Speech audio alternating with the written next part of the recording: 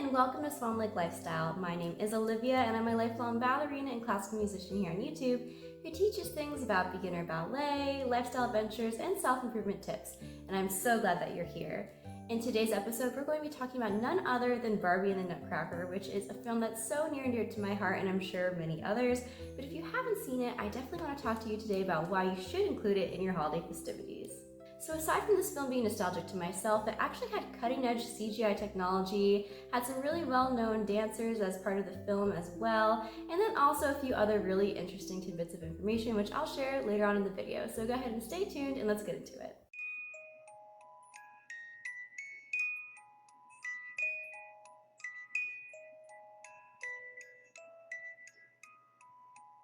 So let's start with a little bit of background on the film.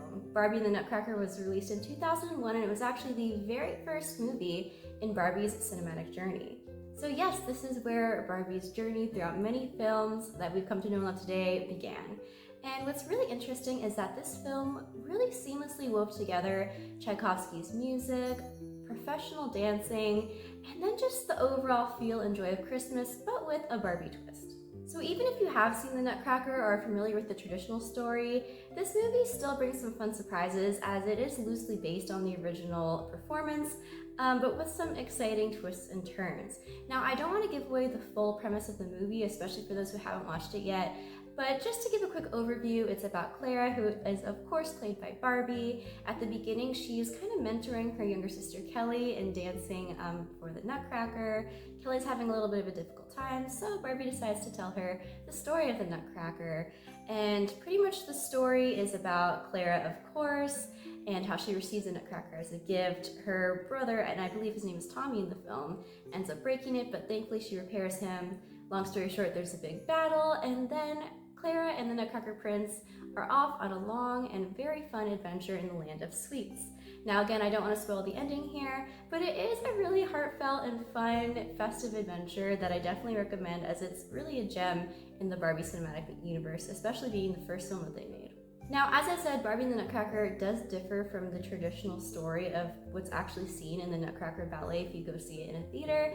But I think, at the end of the day, this is Barbie's story, so it's exciting to see a new take on it. And I also really love how they incorporated a mentoring message to Kelly, because by the end of the film, she ends up being able to dance at her rehearsal perfectly when before she was struggling. So I think that's a really great message that everyone of all ages can take in, is to not give up and to keep going and persevere, and eventually you'll reach your goals. So something that really sets this film apart from others, and especially in the ballet world, is the absolute cutting-edge CGI technology that was used. So this type of technology, they actually hired professional dancers from the New York City Ballet, like Maria Karosky and Charles Asgard, to play the main roles of Clara and the Nutcracker Prince during the dancing scenes. So they used these tracking devices on their bodies and actually had the dancers dance the motions and then translated that over to CGI.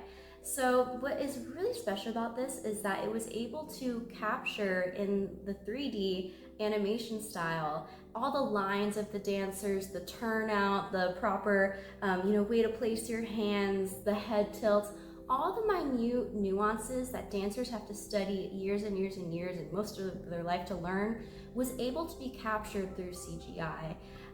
Now this is really groundbreaking, especially for back in 2001.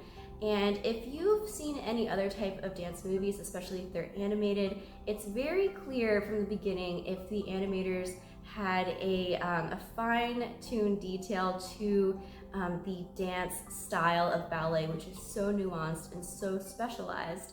So even a really well-trained artist might not be able to catch some of the certain nuances that the CGI can. Now, I will say there's an exception that if you're an anime fan, you will definitely enjoy, is the anime Dance Dance Dancer, which I believe is produced by Studio Mappa, which they also did, I think, Attack on Titan and some other really famous animes.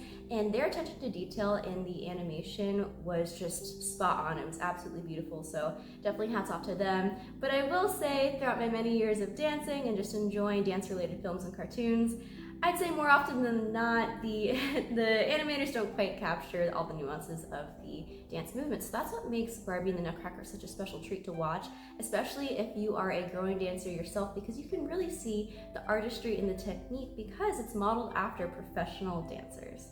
In fact, Mattel actually wanted Barbie and the Nutcracker to have a bit of a soft and stylized look, as opposed to Barbie's really quick cameo in Toy Story 2 where she looked more doll-like. So they were really thoughtful also in the style of how they presented the CGI animation. And this is really impressive because this was done by a team of only 22 CGI animators, and I believe in a span of only 4 months, which to me is incredible to make a film of this quality. Now, another key point about this movie that makes it such a cinematic gem is the fact that it brings artistry and culture to viewers both young and old. For a lot of millennial women and some Gen Z women and other people, this movie was really their first step into the world of Tchaikovsky and classical ballet in general. And again, the film did a really great job of weaving in that classical music and making it fun and captivating to audiences of all ages. So I think it's really great of how they keep that legacy alive and keep that classical music alive, and how they can use this film to spark interest in viewers of all ages, as it definitely sparked interest in me when I watched it when I was little. It's also worth mentioning that the Mouse King is voiced by none other than Tim Curry, and he really brings a lot of fun personality to the role, and it's definitely, he's an enjoyable villain to watch on screen. My critique is that if you have someone watching the film for the first time who is not familiar with the Nutcracker story at all, I think it's really important to be distinct in that this is the Barbie take on the Nutcracker story, and that if they actually go to see the ballet in real life, they should definitely look up some references. For example, I have a video about what the story of the Nutcracker is actually about, so definitely read up or watch a video or have some other sort of learning resources for yourself or for young ones who are going to see the ballet performance for the first time, and not just the Barbie and the Nutcracker version, because they will probably be a little bit confused because the stories do differ. So that's pretty much all my critique for the movie. I will say overall it's an amazing film and a great introductory into the world of ballet and classical music, so I highly recommend it. So as you can see, Barbie and the Nutcracker truly is the ultimate holiday film.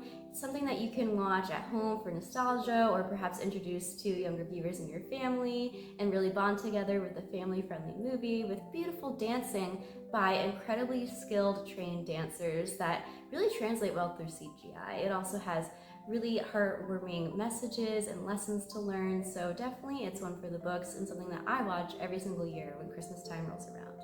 So what do you think? Is Barbie and the Nutcracker the ultimate Christmas movie that you didn't know that you needed? Let me know in the comments below. And if you've already seen it, or perhaps are a little fuzzy on it and want to watch it again, let me know what you liked about the movie or what you're looking forward to. I'd love to talk more about the Barbie cinematic lore in general too. I think her universe is so much fun to enjoy, especially when they have these themed holiday films. And also, let me know if you'd like me to review Barbie and Swan Lake, as that's another childhood classic of mine that I think translates really well and is quite timeless. By the way, if you're interested in learning more about classical ballet and actually want to learn how to dance, I do have a completely free beginner ballet playlist here on YouTube where you can learn how to dance from your first lesson. If you're interested in learning more, go ahead and click above or in the description below. Thank you so much for tuning in, and I hope to see you again soon. Take care and happy holidays, everyone.